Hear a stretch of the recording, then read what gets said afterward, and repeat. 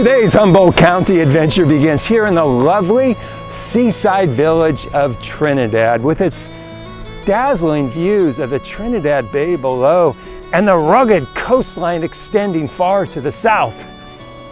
That rocky promontory in the distance behind me is the Trinidad Head, and perched on its far side is the Trinidad Head Lighthouse.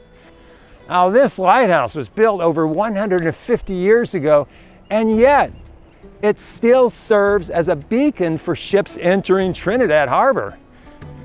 And that historic and still operating lighthouse is where we are heading today, right now in Humboldt, outdoors.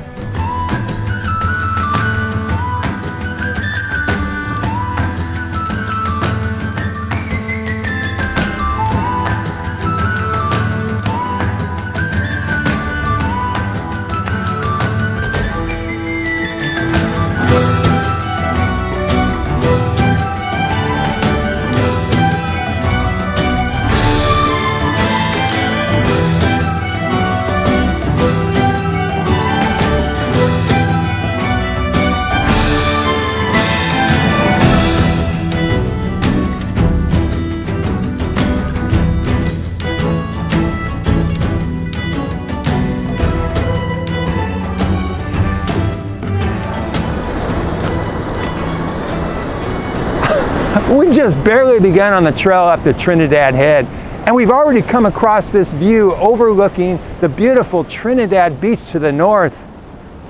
It took me about 10 minutes to walk here from downtown Trinidad, and it'll be about another 10-minute walk from here up to the lighthouse. Now, for those who prefer a little shorter walk, there is a parking lot right at the base of the Trinidad Head, which has easy access to public restrooms, the Trinidad Pier, this beautiful beach down here, and even a restaurant. All right, so enough talking. Let's get back on the trail to head up to the lighthouse, and along the way, I'll show you some beautiful scenery.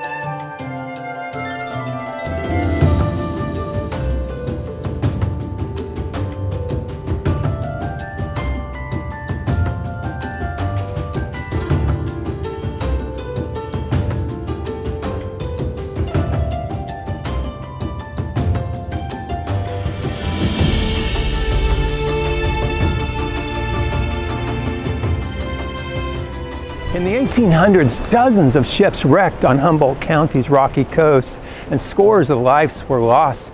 So the U.S. government allocated funds to build a series of lighthouses along the coast to guide ships away from hazardous rocks and into safe harbor. The Trinidad Head Lighthouse was built in 1871, and it is just a short ways ahead, and we are going to go see it. Let's go.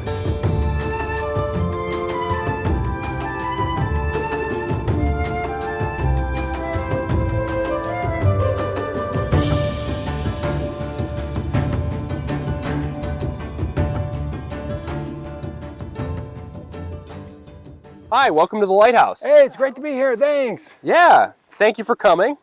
This is the site of the Trinidad Head Lighthouse. The lighthouse is just down there, and we can give you a tour of the lighthouse itself. And this lighthouse has been operating since 1871. Wow. Where we are right now is the site of the lighthouse keeper's house. It was actually taken off the site in 1960 and replaced with a triplex, which is also not here. But now we have this beautiful little park area. On a clear day, you can see way down the coast and see a lot of the California Coastal National Monument, the beautiful rocks off of Trinidad. So come on, let's take a tour of the lighthouse. Great. Wow, it's scenic just from this point. Oh, absolutely. On a clear day, you can see the pulp mill in Samoa. and even further down to the headlands of the Lost Coast. The clearest days, I mean, you can just see for miles. You must love spending your first Saturdays of the month here. This is not in any sense a hardship for me.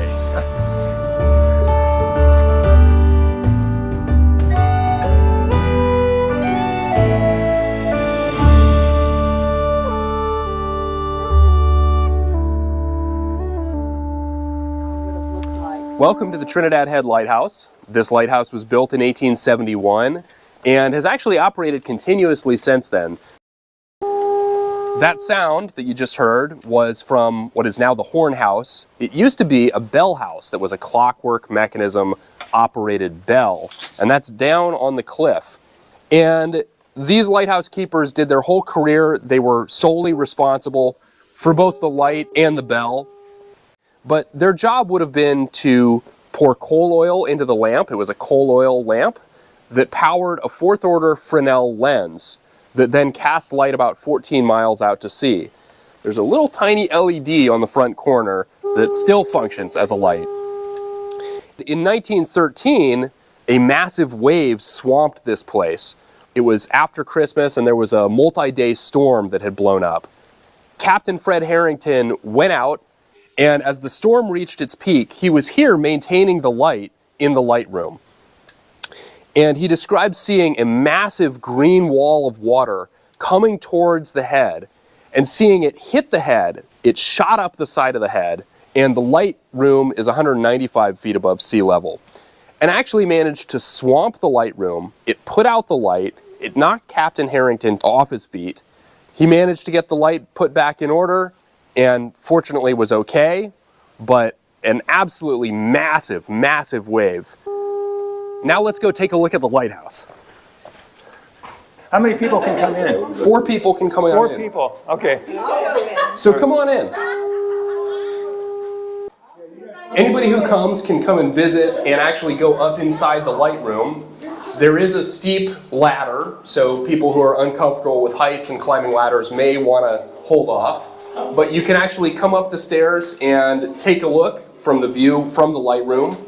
It's a small space. It often gets very warm when it's sunny. But you're welcome. And feel free to come on up. Would you like to come up? Yeah. All right. Follow me. How many of us can fit up there? 4 in total. And I would watch your head here at the top of the hatch. I'll stand down there and listen. This is, oh my gosh, this is fantastic. Well, wait till you see the view. Look at that. So you have a beautiful panoramic view. If it was clear, we'd be able to see far down the coast this direction. That little house perched on the cliff is where the bell was. Oh yeah. In the spring and in the fall, when whales are passing by, you can see whales from here, and we often see porpoises and sea lions.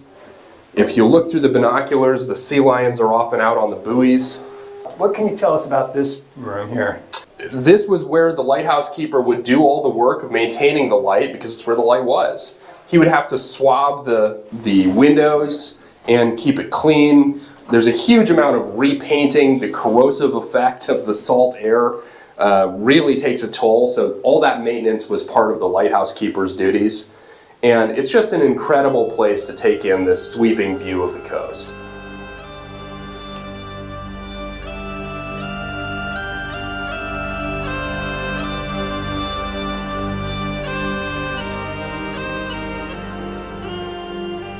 Wow, what a great way to spend a Saturday morning. As we head on down the trail, I'll show you some more scenes of the Trinidad Head Lighthouse to brighten your day.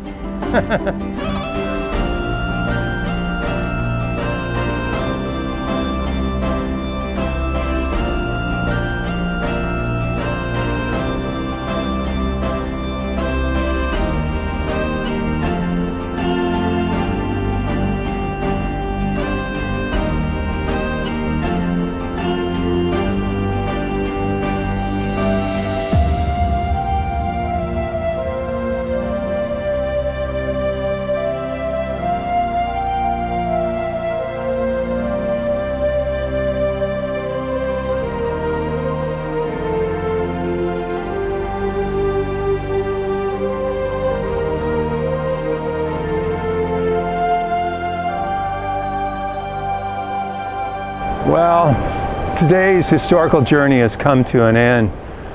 But later today, as dusk approaches and the fog rolls inland from the sea, perhaps, thanks to the magic of Humboldt County, if we listen very carefully, we just might hear faint echoes from the past.